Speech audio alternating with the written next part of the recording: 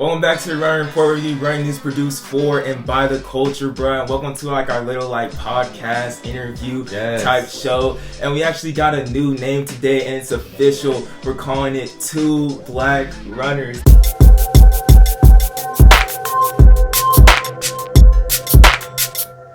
I wonder why. I think it's pretty obvious and self-explanatory why we wanted to change it to Two Black Runners. But we'll get into that in a future episode. But we really just want to get into the interview just real quick, because honestly, it's an honor right now. Got a good one for you. We really got a good one. We got one of the best freshmen in the 2019 cross-country year. Sir. And he comes from Northern Arizona University, bro. And I know you guys all know NAU. NAU's a straight dynasty, bro. Every single year. Basically in the conversation since the early 2000s, and there's always been one key factor in that team, bruh. And it's been the Fast Times and everything, but it's that one black guy all the way back to Lopez Lamong. Then we had Jordan Chipkeon, and then we had Footsums Asasi. Then we had Peter Lamong. Now we have Abdihamid Nur, bro. The man, the myth, the legend, bro, holding it down for the brothers in flag, bruh. Abdihamid, how are you doing, bruh? How's it going? Hey, thank you guys for having me, man. I'm excited. I was excited to do this. Yeah, man. Appreciate the intro, man. That was a lit intro. That intro was fire right now. That was really good. I was getting hyped off the intro right now. First take. That was the first take intro too. That was pretty good. But brother, that's pretty nice. It's so good to have you on, bro. You really have to see your development over this past year, and you're only a freshman. It's pretty crazy, and we just know that your story's crazy as well. But we know we're in a crazy time with COVID-19 and the quarantine and NCAA's being canceled. So what are your initial thoughts, and how are you passing time right now in this crazy time we're living in, bro? Yeah, man. This coronavirus thing has been crazy. Not just for us in the running world, but just everyone. The whole world is going through this thing happening right now. As far as for me, I just been staying low key. I just took some time off from running and just been recovering and just been sleeping a lot. Just the norms. But yeah, this definitely has changed a lot. The past few weeks has been nothing is guaranteed no more. You don't know what's gonna happen next month, next week. Every day is something new coming out, some new signs coming out, some new something coming out. So I just been taking it day by day and just staying positive every day. That's all you can really do. I mean, honestly, it definitely was a big wake up call for the entire world. For real. And just lets us know we're not in control. We're not in control here. There's bigger things going on than just running or going to work, I mean, you gotta get your TP up. But no, it's definitely been all that. It's definitely been a crazy time. But let's just go ahead and jump into this, man. Yeah, bro. We were looking into your story going back, and I've seen little clips from that flow track a little bit where they talked about your journey to NAU, but you have something even further back from that, coming to the States. Tell us a little about that, your journey just to America, and how you got here, how you ended up in Arizona, where did that all start? Yeah, so I came to the States in 2006 with my family. I have four brothers and 4 sisters. I have a total of 7 siblings. Squad. Yeah, so big family, and I'm the second youngest. I have a little sister, and we all came to the States together in 2006. And I lived in New Mexico, but that was only for a short time. That's one of the first states we were at, and then we moved to Minnesota, and that's where I lived for a long time.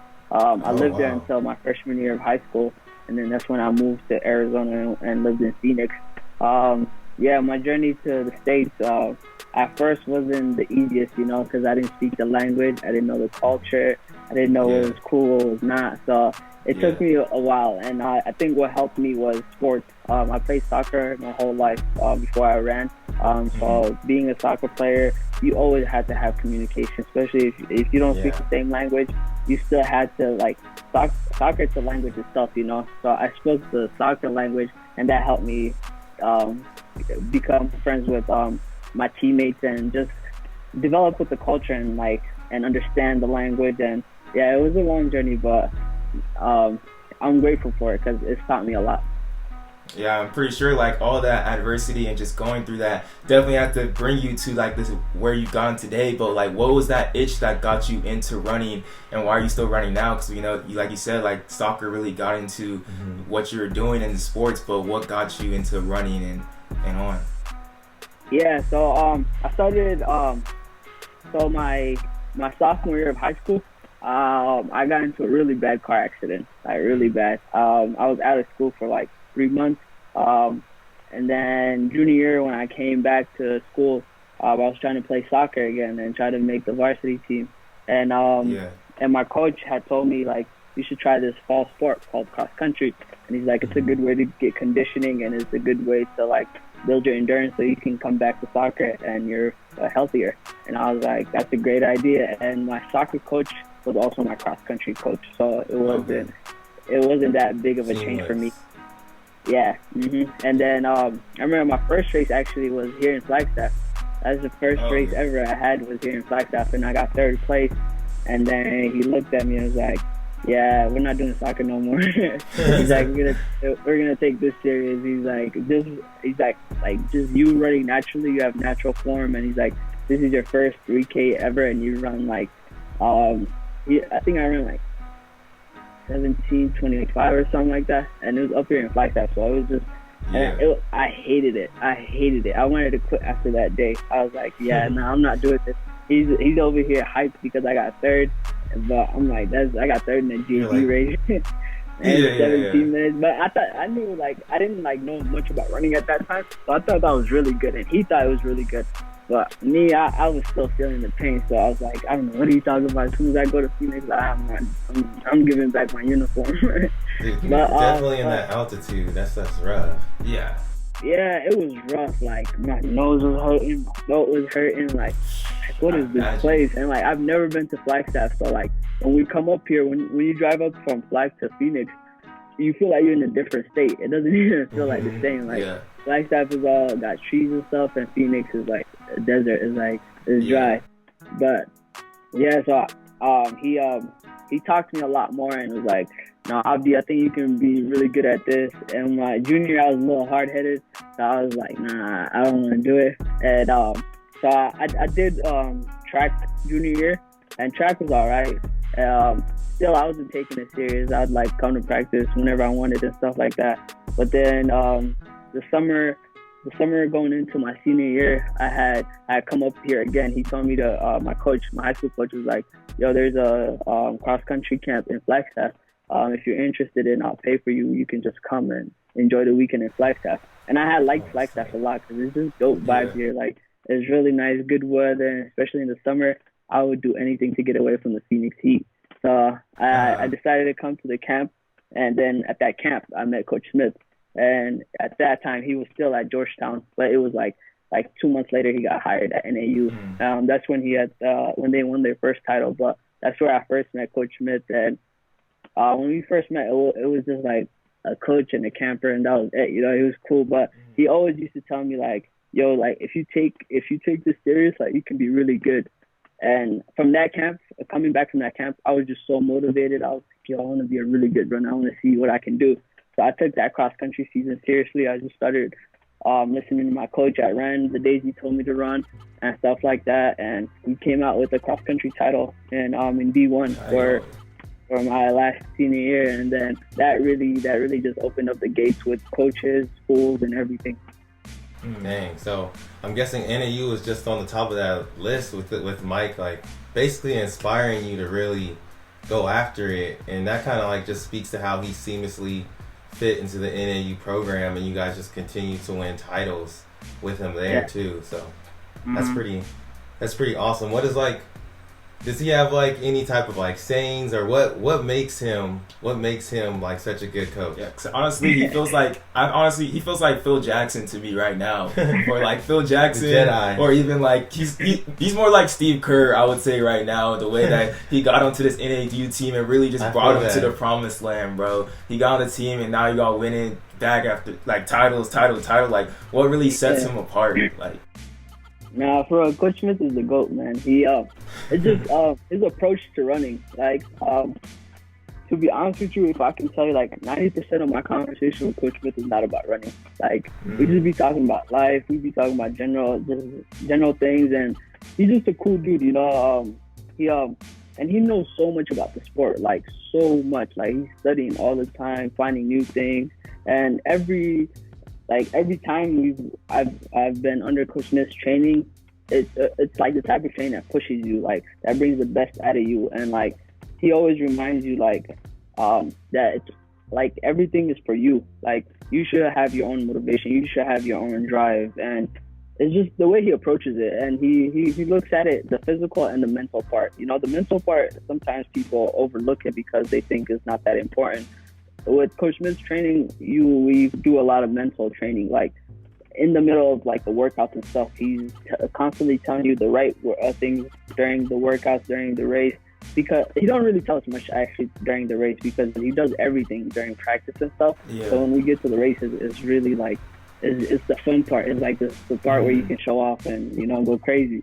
And so I think that's what sets him apart from a lot of coaches. It's just like his approach to running is completely different from anybody I saw. And to be honest, I didn't really get good coaching in high school. Like my high school coaches were like, they're all right. They're like beginners just like me. So it was like, It was fun. I feel like that's what helped me succeed in high school well, because I had coaches that were like willing to try new things. And likewise with Coach Smith, like just talking, if you want to do this, you can do this. And he'll always work with you. And yeah, he's just a good guy in general, man. He's just really down to earth, really understanding, good dude. Yeah, I feel like that will always make a good coach, someone that actually cares about you and someone that's actually a good person, like a genuine good person and has respect for you as an athlete and as a man. You can't really ask much more for that. Yeah. But then also, like, speaking on, like, before you even got to NAU, when you graduated from high school, we know that your journey from there was even a little bit even more unorthodox when you got there. Just talk about that real quick. Yeah, so, like, when I got out of high school, like, my beginning years of high school weren't the best. I wasn't the best student, the best kid. I had a lot of grade issues that I suffered during my senior year. My junior and senior year were really good, but it was just like those 2 first years where I wasn't on top of my schoolwork and stuff that really came back to bite me my senior year. So when I got to my senior year, thank God I was able to graduate high school, but I still didn't have the credits and like the requirements to go to university my first year. So I came up here with the mindset of knowing like I want to run for NAU in 2 years. And so I just grinded my ass out, stayed in school, got my grades up. And it was really a test to myself, because I really told myself, like, if I can get through this 2 years, then like there's a lot of things that there's like nothing is going to be able to stop me after this. Like, because those 2 years were really hard. Like, I didn't have nobody to train with, like few people, but like not like I couldn't train with the team or anything. I was really on my own, so it was tough. But I would do it again because it's worth it now. Like the position I'm in now, the things I'm doing now, like I'm grateful for it. Yeah, and I always say this, like, I mean, our brother David went to a JC, Josh's at a JC right now, but that adversity just builds character, and it's really like, it's corny, but what doesn't kill you only makes you stronger. True. And that makes you from the beginning in your family. You see, I mean, I know you have a strong family, like their journey coming to the United States of America, having to move around like that, getting in a car accident, recovering, and then going and winning a title in cross country, like all that adversity, and then after that you're like, yes, I finally made it, and then you got to go to the CC, and then you make. So like all of that, like I've always seen, I like to study like greatness from people and stuff, and they always have like some type of journey. If you don't have any adversity in your life, I don't know how you're gonna really test yourself or like push yourself, get to that ultimate level. And like I was wondering too, like who's like the biggest inspiration like in your life, like throughout these years, and how you've been able to like to overcome all this. Like what's like who's your go-to that you talk to, and who's like really just inspiring you to get to the level that you are right now? Yeah, like if I can give all the credit of the good things in me, and the person that inspires me the most, the person I call when I'm happy, when I'm sad, when I'm mad, no matter what, is my mom. Like my mom, she's my rock. Like I love her to death. I'm a mama's boy. So I call Hey, my mom I feel almost you. every day, always Uh, every day. But my mom is like that person. And she's the person that she's the one I get like that that toughness from, like the ability to be patient, the ability to know, like, there's good that can come from struggles. Every yeah. struggle there's a sunshine at the end, and my mom always Yeah. preached that to me growing up as a kid. So when, like, there's times where in my life where I wasn't the best son, so like now, like I always want to like be make sure like I pay her back for like the past, and like show her like I'm better. I'm like more solid. Uh, I just want to pay her back for all she's done for me. So, and Yeah. she's a humble lady. She always tells me, no, like focus on this.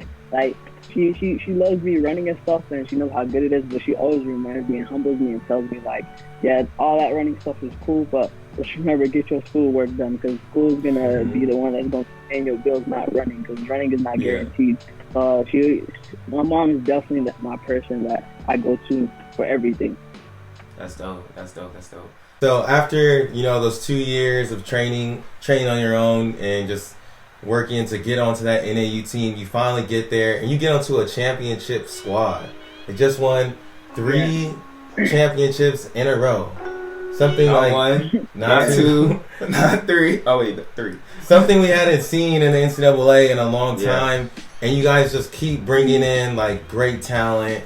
So many freshmen, Drew Bosley, Brody Hasty. Brody Hastings, ones that come, Theo Yo. Clocks. Yeah, yeah. So Yeah. you get here and you come in like you've just been through a lot. So you're like, what's up? Let's get it. And you're in a position to where you can really affect the team.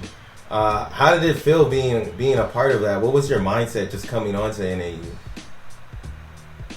Yeah, I was excited, and I knew what we had and what we could do. So I was just excited, and I wanted to contribute as much as I can. Like, my part was like, yeah, people gonna be looking at me as a freshman, but I don't feel like a freshman. I was like, I need to run like I've done this before, and that's what my mentality was. I was just excited to race and excited to get back. Like, it's been, I think it was before I ran this cross country season, it was like 2 years before I ran my last cross country season. So it was a long time. Damn. And cross country is like one of my favorite seasons. Like, I think I prefer cross country more than track or something. It's like he's so bug. But cross country is like, I love cross country. It's hard, It brings the best of the best. So yeah, I was just eager to come in and contribute as much as I can. And then could you like speak on like that first race that you guys came out to, the one at the Laverne Gibson Championship cross country course? Like you guys scored 31 points as a team, and you guys had 3 freshmen in the top 5, and like you all showed that. out. You showed out and got 5th place. Bruh, like what was that like being on the line then going to the finish? Like what was that experience, and what first cross country race in 2-3 years, bro? Oh man, like that race. I was really, really nervous. I was really nervous because it was a Terre Haute course. So I've heard a lot about that course, and we were racing at that point. It was like the hype between us and Stanford, and it was just so much talk coming into it. And it's like, for me, it's like you haven't had cross country race in so long, but I knew I had good training because I'd done really good summer training, and a lot of us on the team at that point, our legs were heavy because we're still in high miles, and we weren't like feeling fresh. It was like, and coach did that on purpose. It was early on to the season where you don't want to feel fresh yet. You still got November is really the time where you want to feel ready to go. So I was nervous. Plus, I didn't feel like, oh man, I'm not ready. And like it was like the first times like seeing Coach Smith's training and how it works and stuff. So it was like I was scared, to be honest. That's the one word I can describe that going into that race. But my teammates and all my guys, our leaders, they came up and reminded me, yo, you've done the training, just believe in it and run for your boys, and that's what we go by here. So that race, it was just like a lot of like Brody hadn't raced in a while, Theo hadn't raced in a while, I hadn't raced in a while. So it's like a bunch of people, like a bunch of folks that like are hungry to come back and show what they got. So going out there, like I didn't expect we were gonna like score 31 points, and I didn't expect us to go through. I think it was 3, but Louis got third, and we just it was 3, 4, 5, 6, and that was crazy. Like I was blown away. But that one showed us that really got us excited about the whole season and what we can do. That's dope. And then you guys moved on to Nuttycombe Invite, and you guys balled out again. You had a 9th place finish. You guys win again with 51 points. And again, 3 freshmen in your guys' top 5. So we're like, bruh, they're the Warriors. They just keep on adding to the team. It's like Golden State. Like, bruh, it's getting ridiculous. Golden, bro. Going into that, how were you just a little bit more comfortable at that point too? Was it more expected to finish up that high? Going into Nuttycombe, I was a lot more comfortable because I was doing a lot. I already got one race in, and I think between Nuttycombe, between John McNichols and Nuttycombe, we had a month break. So we put in a lot of training at that point, and then we were just barely easing off after Nuttycombe. So it felt good. Like coming into Nuttycombe, we felt really good. We were excited. We were pumped, and we were just let's get out there and do what we can. And it was exciting because we put Drew in the lineup that day too. So it was okay, Drew is in here and Drew's going. And Drew, man, that kid is something else, man. I can go on about that kid, but he's a real monster. So having Drew in our lineup and just excited to come back. And I haven't raced at Nuttycombe either. Theo hasn't raced there. No, Brody didn't run there. Drew didn't run there. Drew didn't race there, so it was a bunch of us that haven't had the Nuttycombe experience. Just excited to race and do well. And then from moving on to Nuttycombe, the next biggest race was regionals, because you guys just blew through conference. I think most of your guys didn't even run there, and you guys went to regionals. You guys showed up at regionals, did y'all thing. Then going to the NCAA cross country championships, that's when the real pressure got on, the biggest race of the year. Also going into nationals, did you have any individual goals for yourself, or what was your mindset personally? Sir, were you just All-American? Was that the only goal, or just finish as high as possible? Yeah, definitely my number one goal is to contribute as much as I can and make sure I do my part in us succeeding. But for me individually, I had All-American. I wanted to be All-American, but I also wanted to finish the top 20. And then the biggest thing was make sure I'm helping the team and don't be selfish. I can't be thinking about finishing top 20 and then but then I go out in top 20 and then I die and then my team suffers. So I really had to be cautious of it, because nationals is where the excitement, where in the beginning, the first 5K, some people are just super excited and they're up front, and then that last 5K you can easily die. So that was in my head, where I was I just gotta be conservative and save my energy and just make sure I'm helping the team. And I feel I did that in the right way. How would you compare your you're saying that first race you felt super nervous, you were just I haven't been here before. How did you feel that first race compared to the championship on the line? Yeah, the nationals I was scared as shit too. Nationals was it was nervous. I was nervous as hell. It was just a lot more people at nationals compared to John McNichols, and it was the same course, but just still it was a lot of people everywhere. And it was loud as hell. I remember running by some of the crowds, just people screaming in your ear. And yeah, definitely the atmosphere and the environment was so much different compared to the first race and the championship race. But as far as I think I was way more nervous in nationals, just because it was nationals. But when the race started, all the nerves and stuff go away, and you just know you got a job to do and you got to finish. Yeah, once that gun goes off, usually all those nerves go away, and it's really just who's in front of me, make sure no one passes me, and let's get across that line. Get this money. Yeah. But really, no, surprisingly, unfortunately, you guys didn't have the race that you guys really wanted to at nationals. I think we just looked up, you finished 33rd in the race, you're number 2 on the team. And like, how was it just the feeling like when you first just like crossed the line and you guys found out the results? Like, what was like the first feeling going through? What was the first thing going through your mind? The first thing was like, where's my teammates? Like, I just wanted to find my teammates and us, all of us, to be together, and that's what we did. We just huddled up right after everybody crossed the line, and at that point, you can kind of know because of the places some people finish and stuff like that, you can kind of know like, damn, I don't know if he won or not.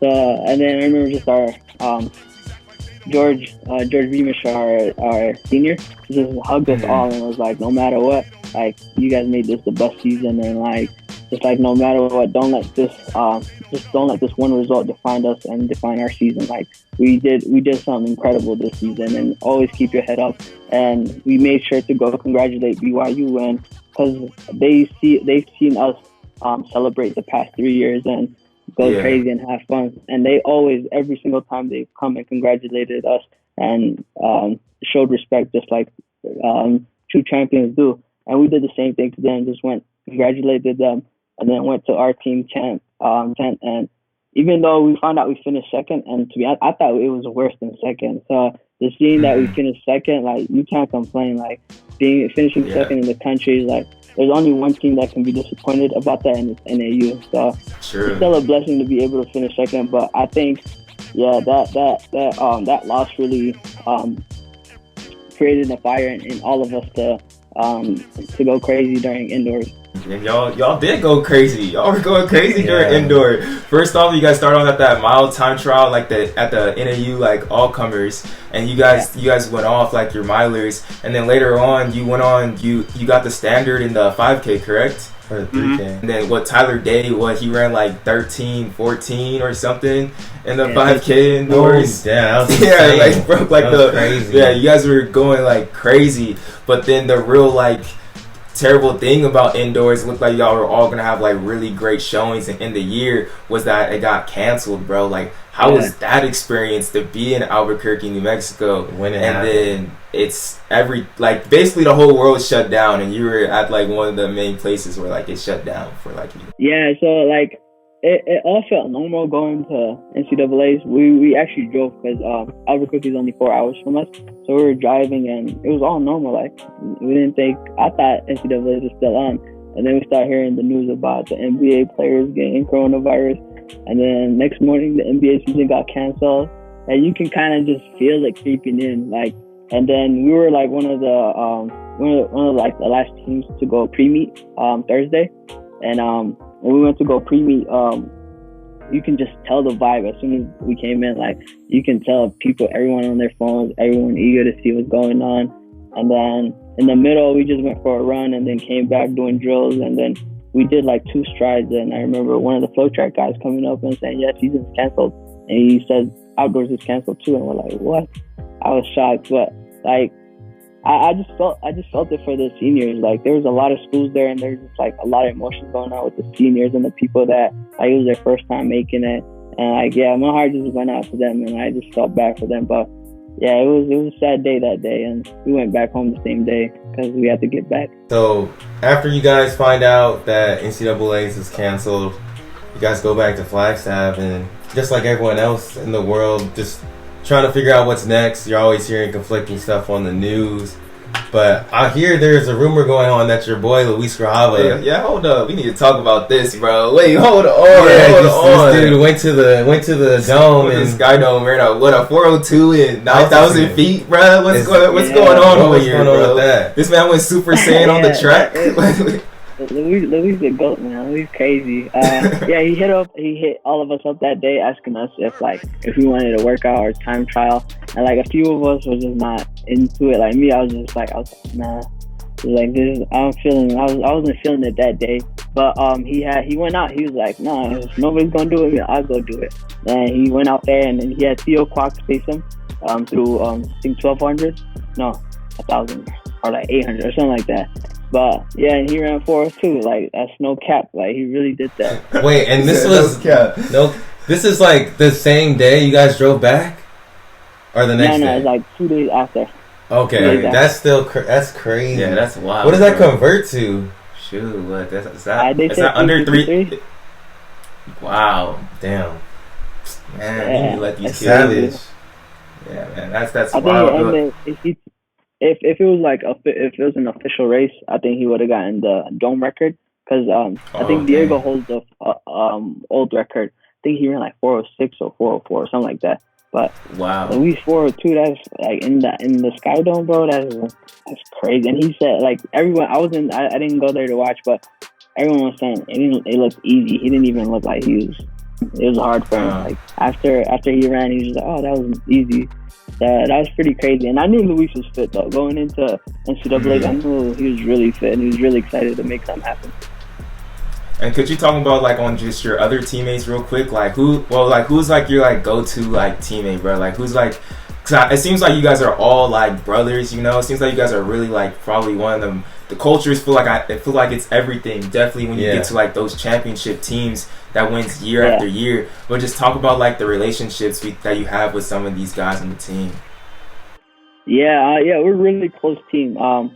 So where I live at right here is called Rio Complex, and we have like 5 houses between the guys team and the girls team, and we all live together, and it's pretty close. So we all like wake up in the morning and run together. And everyone, I'm cool with everyone on the team. But my guy that on the team is Jack Shea. He's from New Jersey. He's the same year as me and came in the same year as Luis and them. But that's my guy. And Luis is my guy too. I fuck with Luis. But if I can give you one guy that's my homie is Jack Shea. Hey, shout out Jack Shea. Shout out Jack Shea. Holding it down. New Jersey, baby. But then also moving on to that, bro, like you guys are adding someone else new to your family next year. At least one big dude that's one of the best high schoolers that we like one of ever seen, bro. Like definitely on that type of level. Like what are your thoughts on Nico Young coming to NAU next year being a lumberjack?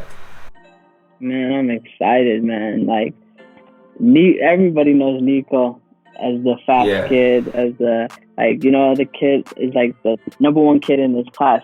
But what I'm more excited, of course, I'm excited about adding the talent on the squad. But he's just a cool kid, like humble, down to earth. Like he just fits perfect with NAU and what we're trying to do. So I'm just super excited to see, and I know he's going to do really well because he's very coachable, very understanding, very like easygoing.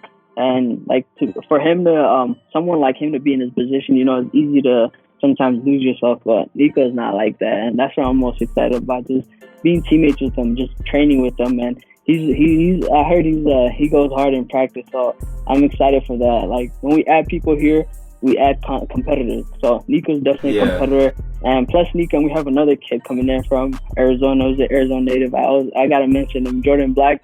He's also a very I seen him race kid. at Mount Sac this past year. Yeah, he smacked. Yeah, underrated. People don't really look at him too much, but the kid is fast. He's run he's run under 15 for the cross country 5K.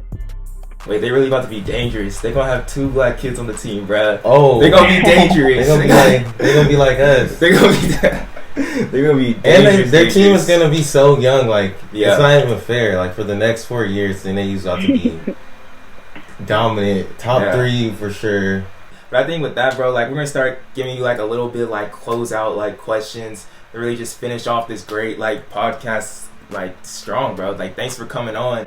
But one thing I was really knowing, like we know you go to NAU, bro. You guys have dynasties for a year. Like what's your like ultimate top 5, or you can do ultimate top 7 of NAU guys? I'm talking about all the way back. I like that. If you want to put Diego in there, put some in there. Who you putting in your ultimate top 5 or top 7? Damn, bro. Or Caleb Potts. This You want to put Caleb Potts in there? You're gonna get a lot of people mad at me after this, man. This is hard. If I had to do my top 7, I gotta go off like finishes, like cross country finishes. Because I know Lopez finished 2nd. I know Baxter finished 2nd. So that's gonna be my 1-2. Peter finished 3rd, so Peter's gonna be my 3rd. Diego definitely, and then. Wait, so you said Baxter, Lamont. Oh, Footsum too, yeah. Footsum. I forgot about Footsum. That's a crazy 5 right there. That's dumb. Who has a bet? Crazy. Yeah, imagine like Lopez, Putsum, Baxter, Day, and who did I say? Day and Diego. What you say, Diego? Oh, Diego. Oh, I got David McNeil too. David McNeil. I forgot David McNeil, and then I put Peter in there, bro. Peter got 8th at 2017. Peter, nice. That's true. That's true. No one was expecting that. Yeah, that was crazy. I was like, wait, doesn't Peter run the 800? And he got 8. Yeah. Dang, bro. Nah, Peter's my boy, bro. I miss that dude. Yeah, I definitely put him in for his 8th place finish. And he be, I met him a couple times. He be talking smack too, so I know he be on your head if you put him in there. Yeah, that top 7, that's a killer top 7. I don't know if a lot of colleges can even compete with that.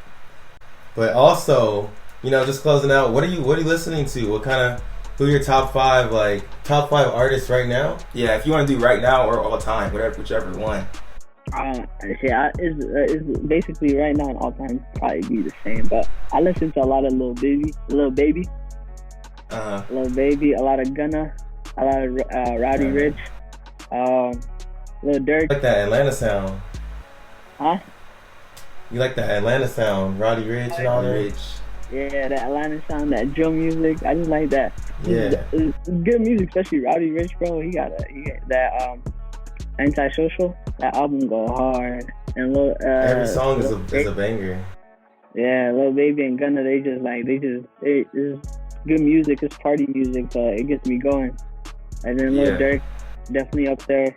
And then Young Thug, yeah, that's my top 5. Okay, I can mess with that. I mess with that. Those are all slappers. What about Drake? What you think about Drake, bro? You got this Tootsie Slide coming around. Right foot up, left foot slide. That song is so corny. Yeah, that's. Hey, but it does slap though. I heard it on the radio to say. But what else? I ain't even heard it. Yeah, that's his new single. I heard it on the radio. It's alright. It's gonna be all over Instagram though. I know, bro. Yeah, you got to like Drake. If you don't like Drake, you probably hate him. You probably just a hater, to be honest. Just like if you don't like LeBron, bro. Drake is cool, bro. I fuck with Drake. Oh, shit, I shouldn't be yeah, no. My fault. You good.